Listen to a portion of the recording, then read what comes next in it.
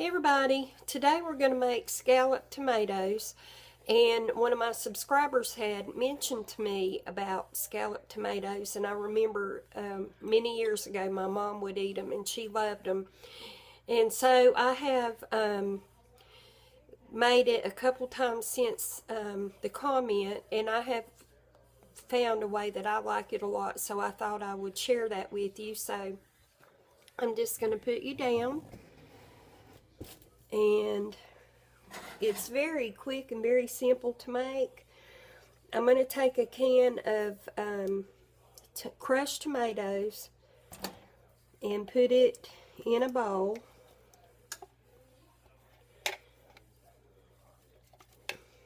And try to get all that out. This is the bigger can because I'm making a big recipe of it. If you want a smaller recipe of it, just, use a smaller can. And this one is a 28 ounce. Then I'm using a small can of diced tomatoes, and this is 14.5 ounces of just diced tomatoes. And you put those two together. And I meant to have the brown sugar out, and I forgot, so I'll get that right now. And this is a half cup. You've seen me use it probably before. Cute little measuring cup my oldest daughter gave me. But I'm going to put a half cup of brown sugar in this. And I'm sorry I didn't already have it out. I was talking to my husband as I was getting things ready. And I forgot. So, a little tip about brown sugar: if it gets hard, you can stick it in the microwave for just a little bit and it'll soften up, but don't do it too long because then you'll have something like a burned syrup. So just kind of keep an eye on it for, depending on how much, a minute or so, and just keep checking it. But anyway, here's about a half cup of brown sugar. It looks like the bottom wasn't packed in real tight, so I'm going to put just a little bit more. And I like my things sweet, so if you don't think that you would like it that sweet, don't put that much brown sugar. And then to that, I'm going to put salt and pepper. Put the amount that you think you would like. I like pretty much salt with my tomatoes, and it helps take some of that acidity away. And then a dash of pepper. And just stir this up. And you're wanting to mainly just get that brown sugar dissolved in there with your tomatoes.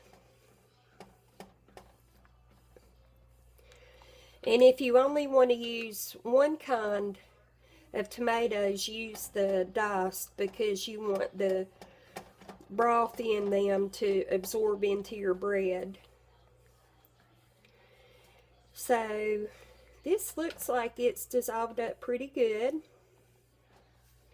This may not sound too good to you, but it is really, in my opinion, a really good recipe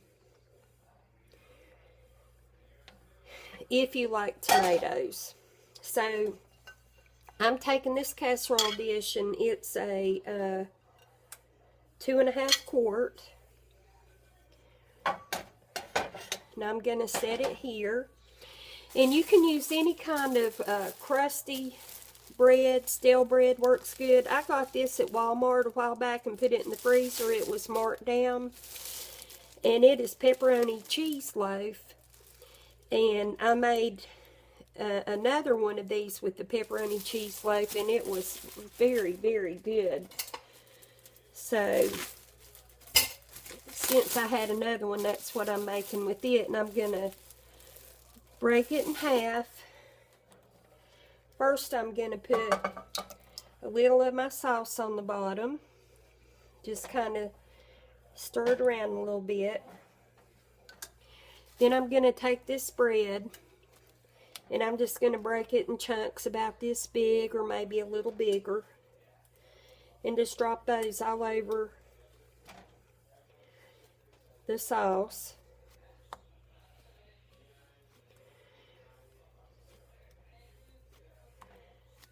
And don't worry about trying to mix it into the tomato sauce. It'll all work out real good.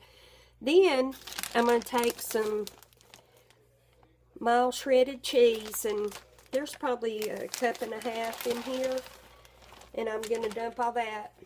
And I absolutely love cheese. That's all the shredded cheese I had, but I had a block of cheese, mild cheddar. So I just kind of cut some up, and I'm going to break it, a little bit of it down in smaller pieces and just put it around in here. If you like a lot of cheese, put a lot of cheese. If you don't like a lot of cheese, then don't. But I love cheese. Anyway, you've got that layer on. Now you want to kind of spread this out, a layer of this broth, or not broth, but sauce. It'll seep through your cheese and it'll go on down into your bread.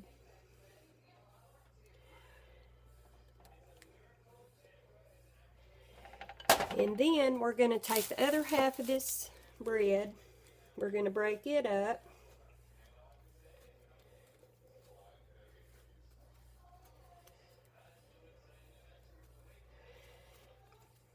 And this, as you see, makes a big recipe of it, and it's one of those things that the longer it sits, the better it gets.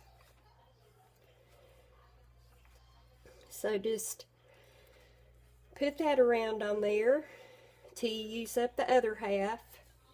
And like I say, you won't want to use a just a regular sandwich bread unless that's all you have, because it's really pretty soft for this. But what I'm going to do on this layer is put the tomatoes next. Instead of the last layer, I put the cheese next. Next, because I want cheese to be on top. So put that on. And stir it, spread it around. If you think you'd like other spices on here, I think some basil would be good. Some garlic. Just whatever you think you'd like. As a matter of fact, I'm going to get some basil. Just a second.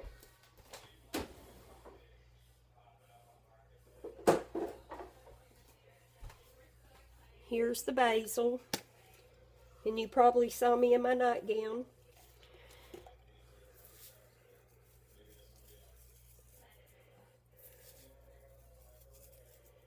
I wanted to do this recipe, but I didn't want to dress up. But anyway,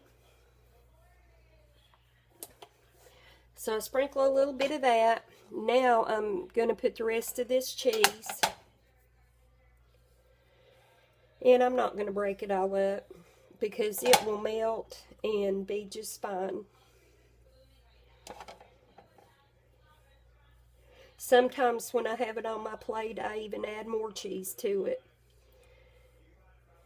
I have a son-in-law that loves cheese too, so we always compete for who can eat the most cheese. So there that is. And I'm going to, I'm sorry I look so bad. I washed my hair last night, and when I wash it, it goes everywhere. And I have a place on my lip because I might be getting sick. And I just look terrible today, but Anyway, you're not here to look at me. You're here to see this recipe.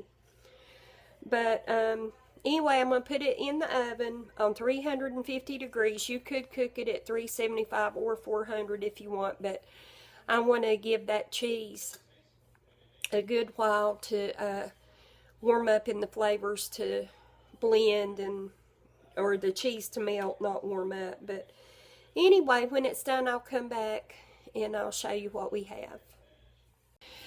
The scalloped tomatoes are finished, and I'm going to show you what they look like. And here they are. I've let it set about 10 minutes so it can kind of firm up, but you can see all the cheese, and these are the pieces of bread. So I'm going to serve a piece and let you see.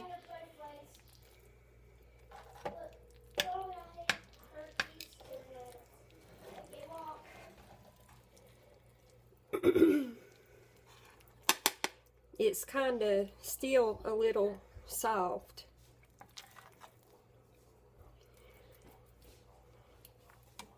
But here's what it looks like.